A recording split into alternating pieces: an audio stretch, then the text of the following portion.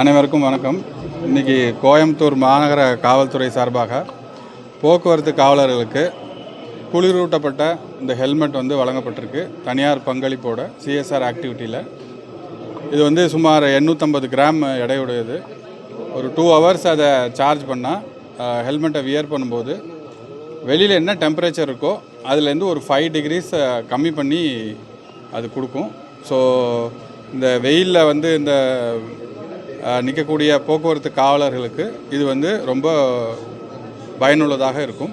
மொத்தம் 36 ஹெல்மெட் கொடுத்துருக்கோம். ஒரு helmet around 50,000 rupees, 15,000 rupees cost ஆகுது.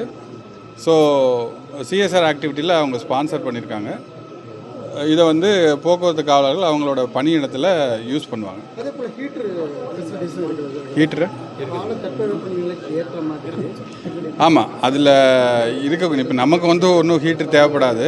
பட் இங்கே வெளியில் இருக்கிற டெம்பரேச்சரோட ஒரு 5 டிகிரி கம்மி பண்ணி கொடுக்கும். 2 ஹவர்ஸ் சார்ஜ் போடணும். அதுக்கப்புறம் 2 ஹவர்ஸ் அது ஒர்க் ஆகும்.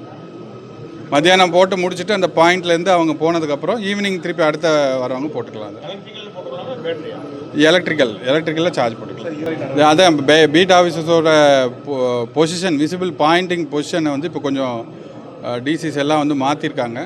எஸ்பெஷலி அந்த சுந்தராபுரம் சைடில் தான் கொஞ்சம் நமக்கு ஒரு 2-3 ஸ்நாச்சிங் ரிப்போர்ட் ஆகிருக்கு. ஸோ அதை மாற்றி போடுறதுனால இன்னும் கொஞ்சம் விசிபிலிட்டி இம்ப்ரூவ் பண்ணுவோம். அதே மாதிரி எல்லா ஸ்நாச்சிங் கேஸில் எக்ஸப்ட் இந்த கடைசியாக நடந்த சுந்தராபுரத்தை தவிர மற்ற எல்லா ஸ்நாச்சிங்கும் கண்டுபிடிக்கப்பட்டிருக்கு.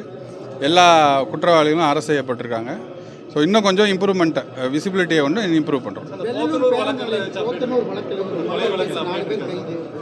ஆமாம், இன்வெஸ்டிகேஷன் போயிட்டுருக்குங்க. அதில் அவங்க ஒரு இன்ஜெக்ஷன் போதை ஊசி போட்டதாக சொல்லியிருக்காங்க.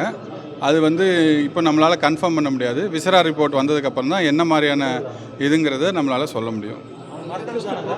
மர்டர் தான். ஆமாம், 4 பேரை விசாரிச்சிருக்கோம்.